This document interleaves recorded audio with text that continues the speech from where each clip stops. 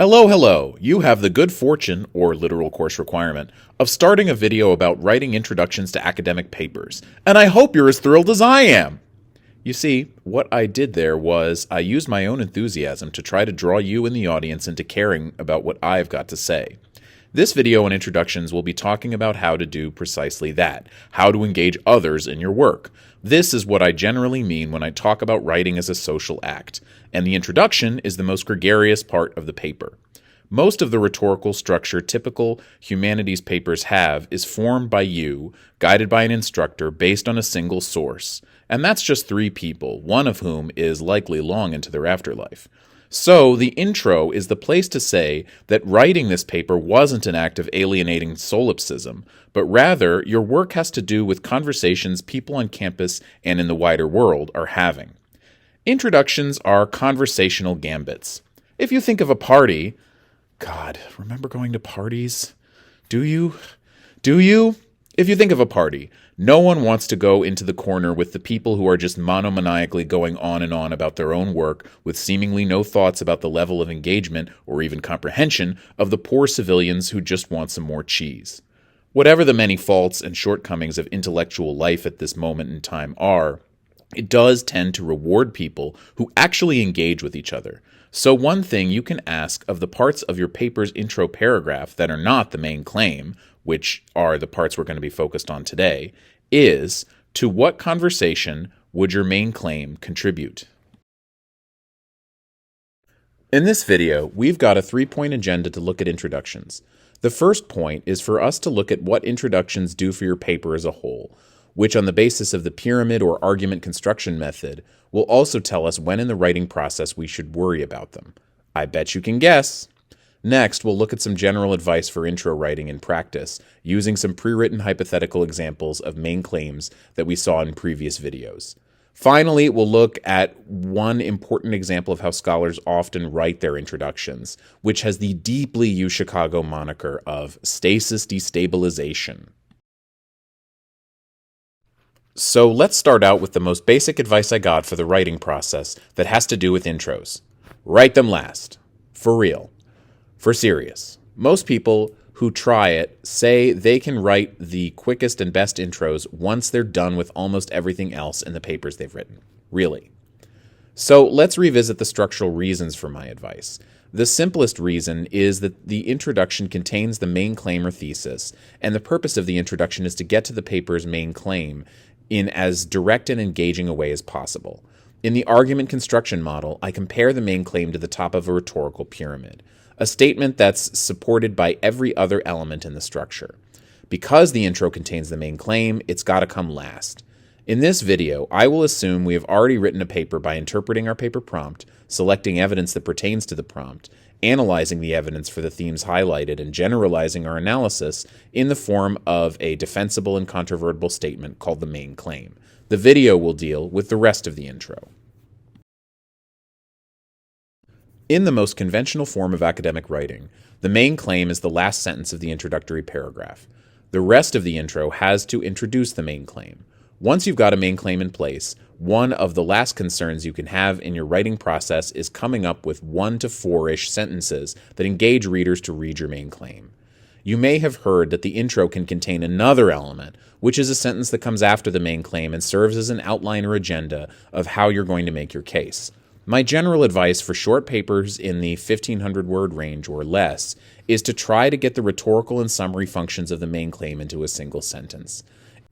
It's a useful exercise in conservation of language, but if it's too convoluted or inelegant to get it all in there, write this sentence after the main claim is done.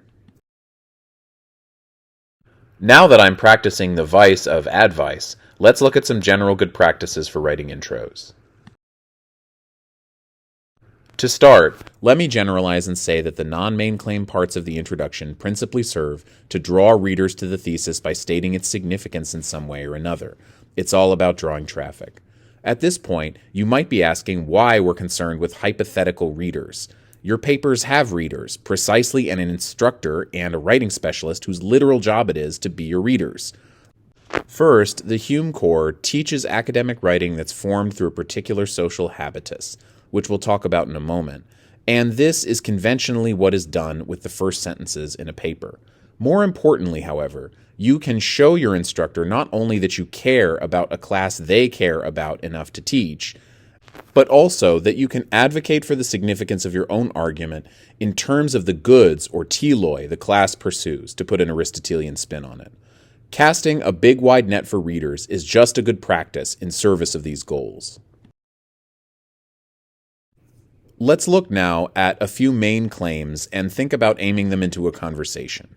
For the purposes of the video here, I'll revisit claims I made in response to a hypothetical paper whose source is Martin Luther King's letter from Birmingham jail. And here's that citation. To learn about how I came up with these claims, check out the videos labeled Argument from Scratch and Claims. Let's take up the claim from the Claims video. King's persistent appeals to authority and Christian traditions do not restrict his argument. I will pause to let the profundity of this claim sink in. I'm kidding, of course. You'll remember that why this claim ended up the way it did was to highlight the defining elements of claims in general, and so the aim was to have a demonstrative example rather than a meritorious one. So let's try to write a serviceable intro with it. To what kind of conversation could this specific assertion about the letter from Birmingham jail contribute? Let's say I'm writing this paper as a general humanities student who's read the letter for the first time and does not have a particular agenda or audience beyond what we understand as generally aware world citizens in 2022. The first thing that comes to mind is the general conversation that's going on about how Martin Luther King has been canonized and memorialized. So I have a precise thesis about religion in King's text at one point, which is the main claim that comes from the paper, and a general idea that King's memory is multifaceted on the other. I can write freely to connect these two and edit back down in order to keep the word count down and highlight features of the paper I, hypothetically, wrote before I wrote the main claim. The result of that editing process might look something like this. The memory of Martin Luther King looms so large in cultural and educational institutions in the United States that it can overshadow the distinctive Christian messages that animate his rhetoric. King's 1963 letter from Birmingham jail integrates claims to formative Christian and American sources. In the letter, King's persistent appeals to authority and Christian traditions do not restrict his argument. With this, I submit, entirely serviceable introduction, I've identified an audience about as broadly as I can. I'm addressing what the situation is like today as opposed to when the text was written, and I'm addressing the field of people who think of King as an American icon, rather than the narrower field of people who think about King's rhetoric in its contexts. Hopefully, what I've done is connect the broader domain and the audience it represents to the specificity of my thesis in relatively few words. If this is a 1,000-word paper, I've got to conserve. And to charm your way into a conversation, you want to choose your words well.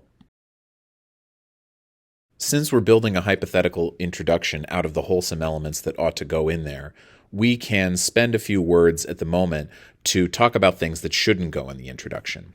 I can synthesize my comments from reading a lot of student writing to make the general statement that you don't want anything in your introduction that costs words and does not yield rhetorical benefits. This might be general advice for writing overall, but it's especially true for introductions.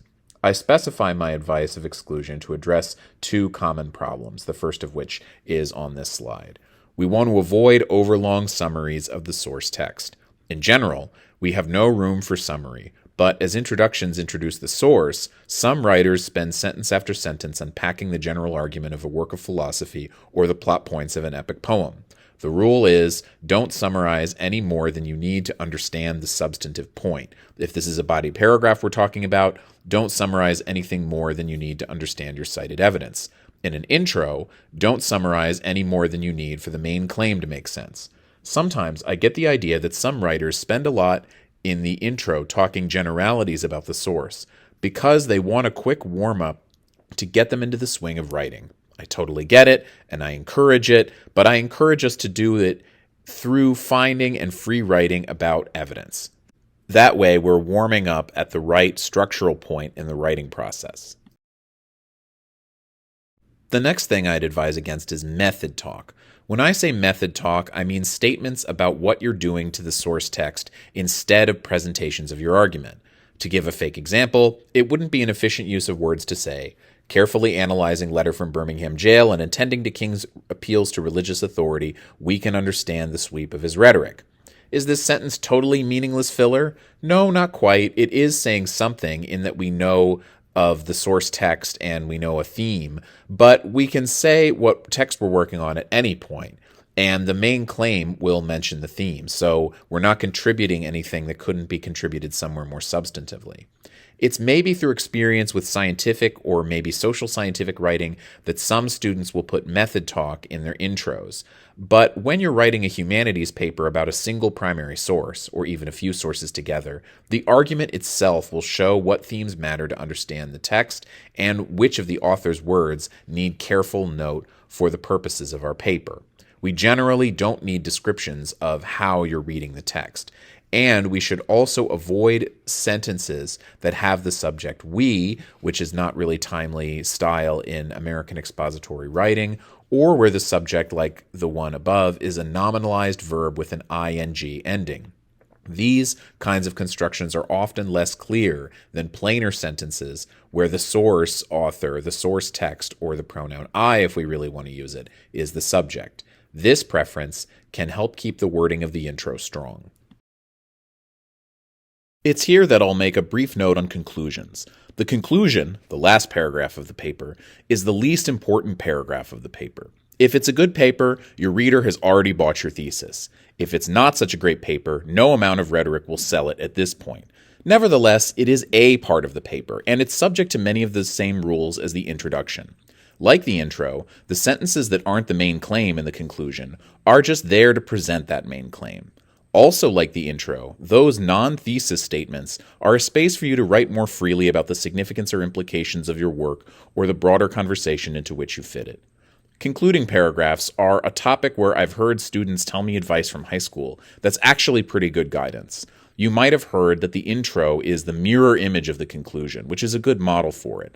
The last sentence of the intro is the main claim, and so the first sentence of the conclusion ought to restate the main claim to remind readers at the end of the paper the terms of the bigger argument of which it's part.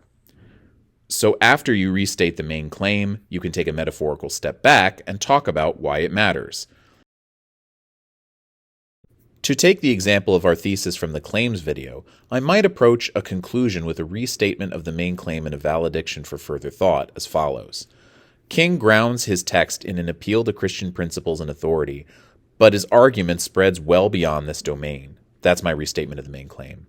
Though King is much revered today, a society that strives to separate the religious from the non-religious might struggle to grasp the example of his philosophy of justice in its fullness. How's that for profound? Well, maybe not so much, but it does reposition the thesis as part of the conversation with which we started the paper. We've given our paper with its thorough details in the hypothetical example, and now with the paper's last words, we can think about why those details matter to the broadest audience we can conceive of.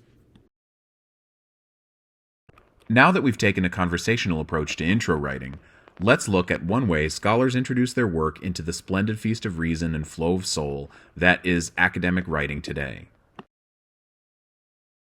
In The Craft of Research, Wayne Booth and colleagues describe a paradigm of academic intros as stasis destabilization. Leave it to University of Chicago to describe something like academic writing as free market, neoliberal-sounding disruption. However, with the phrase stasis destabilization, they're onto something. For better and worse, academic writing in the humanities is strongly individualistic, and the scholars who make an impact are often remembered as charismatic disruptors who upend the complacent status quo. And the norm is for contemporary scholars to more or less all present themselves as destabilizers of a stasis. The drama here is exaggerated for effect, but you've probably seen some version of stasis destabilization in an academic or non-academic source. It often looks something like this. You, dear reader, may have heard, some bystander's conventional wisdom, that's your stasis, but the wise and initiated know that's not always the case. So what kind of generalization can we make? That's for your destabilization. Only my unique insight can make any sense of this issue. That's the resolution or thesis. There's a problem and only I can fix it. Call it the Donald Trump approach to introductions. Intros that use stasis destabilization can take many different forms. The stasis that they destabilize can be a common conception or a partial idea. This method is the very common, if not that creative way, that many academic journal articles will begin with a sentence or two about recent scholarship and then follow it with a sentence or two about what that scholarship lacks. The conversation is incomplete without my distinctive voice, they're all saying. With that, let's take a look at a tentative stasis destabilization I'd write as an intro to the main claim introduced in the video called Argument from Scratch. If you'd like context for that claim, which is about the letter from Birmingham jail as well, go ahead and check out that video. But for our purposes here, it shouldn't matter talking introductions. The claim is, the cogency and provocation of King's argument lies in his call to action in time, in which God and humanity can achieve destiny beyond inevitability. So how can I write a stasis destabilization intro to introduce this claim? Let's say after a process of trial and error, I came to offer the stasis that Martin Luther King's letter from Birmingham jail calls the faithful to urgent direct action. King is clear that people of goodwill cannot wait and watch history. They must move it. So far so static, right? I haven't said anything anyone familiar with the letter or with Dr. King wouldn't expect. Now to destabilize. Yet, King's letter is also a statement of conviction that history is bending toward justice and victory, even when it appears not to be. Then, I'll follow in with the main claim. The cogency and provocation of King's argument lies in his call to action in time, in which God and humanity can achieve destiny beyond inevitability. These elements give us the distinctive components of a stasis destabilization intro that's ready for editing in the scope of the paper as a whole. The previous example is another way to handle stasis destabilization, which is to talk about a tension within the source you're using itself. If you choose this, what the introduction, including the main claim, is trying to do is to explain how it is that the text is large enough to contain contrasting or even contradictory elements. Ultimately, that is an important part of what the Humanities Core and the Academy as a whole try to do, which is not just to help us think of the world as nuanced, complicated, or problematic, which are words scholars use when they don't have controvertible contributions to the conversation to make, but that there is structure and order there for those who can perceive it and persuade others. The introduction is the first paragraph you make when you're going about that task of persuasion, a task you can learn about through theory and models, and you can master through persistent practice.